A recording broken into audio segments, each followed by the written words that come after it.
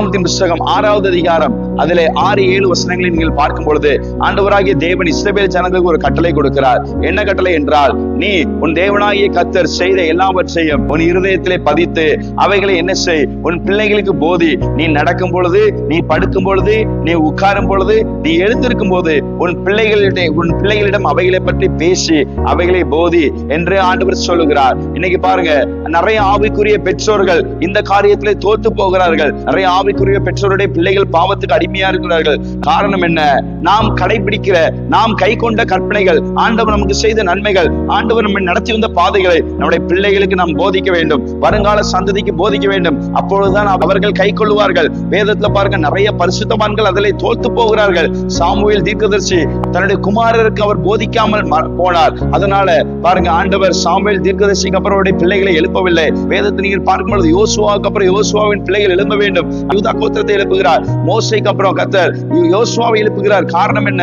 மோசே தன்னுடைய பிள்ளைக்கு போதிக்கவில்லை. உங்க பிள்ளைகளுக்கு நீங்க தான் பைபிள் கிளாஸ் டீச்சர். உங்கள் வீடு எல்லாமே பைபிள் காலேஜாய் மாறணும். எங்கோ போய் கற்றுக்கொள்கிறது அல்ல, நீங்க படித்தவைகள், நீங்க வசனத்தை கை கொண்டவைகள் உங்கள் பிள்ளைகளுக்கு போதிங்கள். உங்கள் பிள்ளைகளுக்கு படிப்பு 2வது தான், முதல்ல பரிசுத்தம் தான். படிப்பு 2வது, முதல்ல பரிசுத்தம். வந்த உடனே அது படிக்கணும், இது படிக்கணும், ஸ்கூல்ல இருந்து நான் நிறைய படிக்கணும், நிறைய ஹோம்வொர்க் இருக்கு, அது இருக்குன்னு சொல்ற காரணம் என்ன?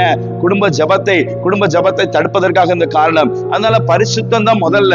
உங்க பிள்ளைகளுக்கு படிப்பு 2வது. எந்த அளவுக்கு படித்தாலும், எந்த அளவுக்கு நீங்கள் உங்கள் பிள்ளைகளை படிக்க வைத்தாலும், எந்த அளவுக்கு எத்தனை டியூஷன் நீங்க அனுப்பினாலும், எத்தனை சப்ஜெக்ட் நீங்க படிக்க வைத்தாலும், உங்கள் பிள்ளைகளுக்கு பரிசுத்தம் இல்லை என்றால் உங்கள் பிள்ளைகளுடைய படிப்பு தோல்வியில முடியும். ஆவிக்குரிய பெற்றோர்கள் பிள்ளைகளை வளர்க்கிறதை தோத்து போகிறார்கள். இன்னைக்கு ஆவிக்குரிய பெற்றோர்கள் மோசையா இருக்கிறார்கள், ஆனா அவருடைய பிள்ளைகள் எப்படி இருக்கிறாங்க?